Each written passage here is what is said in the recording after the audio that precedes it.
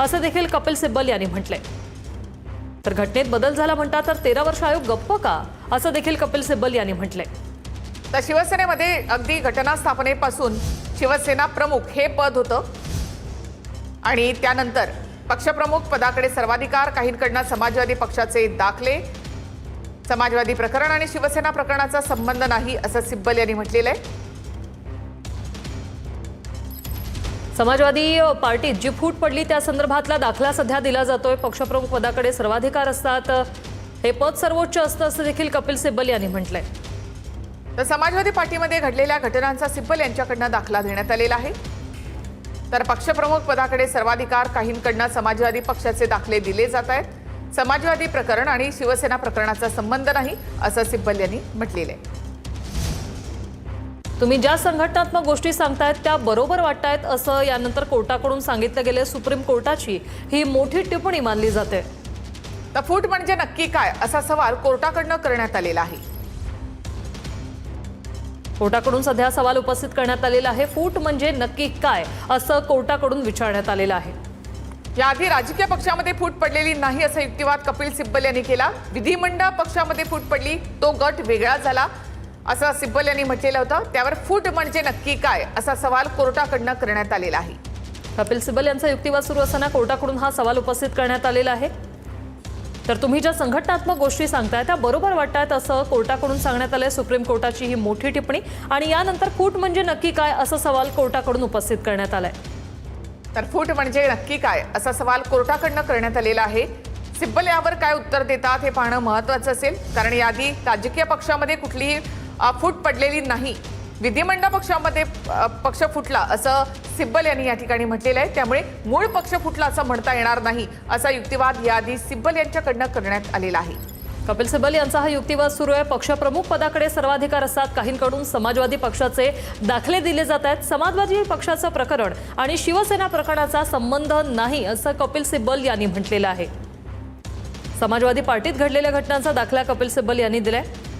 तुम्ही ज्या संघटनात्मक गोष्टी सांगतायत त्या बरोबर वाटतात असं कोर्टाकडून मोठी टिप्पणी करण्यात आलेली आहे। तर फूट म्हणजे नक्की काय असा सवाल सुप्रीम कोर्टानं केलेला आहे। सिब्बल यावर काय उत्तर देतात हे पाहणं महत्त्वाचं असेल। मात्र आतापर्यंत निवडणूक आयोगाच्या एकूणच भूमिकेवर त्यांनी प्रश्नचिन्ह उपस्थित केलंय। पक्षप्रमुख पदाकडे सर्वाधिकार असतात, काहींकडनं समाजवादी पक्षाचे दाखले दिले जातात असं सिब्बल यांनी म्हटलं। समाजवादी प्रकरण आणि शिवसेना प्रकरणाचा संबंध नाही असं कपिल सिब्बल यांनी म्हटलेलं आहे।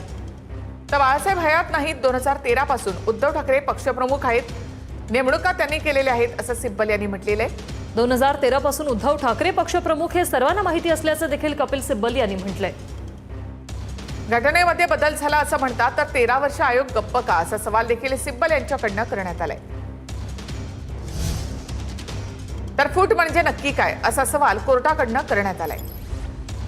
विधिमंडळात पडलेली फूट नंतर संघटनेत वाढत गेली असं कोर्टाने म्हटलेलं आहे। प्रतिज्ञापत्रामध्ये दोन्ही गटाकडे सदस्य संख्या किती होती असा सवाल आता कोर्टानं केलाय। फूट म्हणजे नक्की काय असा सवाल कोर्टाकडून उपस्थित करण्यात आलेला आहे।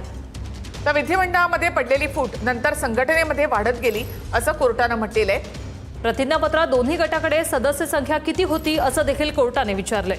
त्या प्रतिज्ञापत्रात निवडणूक आयोगामध्ये सादर करण्यात आली होती, मात्र ती त्यांनी पाहिलीच नाही आणि विधिमंडळामध्ये संख्याबळाच्या आधारावर निवडणूक आयोगानं निर्णय घेतला असा युक्तिवाद कपिल सिब्बल यांच्याकडनं करण्यात आलाय। प्रतिज्ञापत्रामध्ये किती नक्की संख्याबळ होतं या संदर्भात कोर्टाकडनं आता विचारणा करण्यात आली आहे।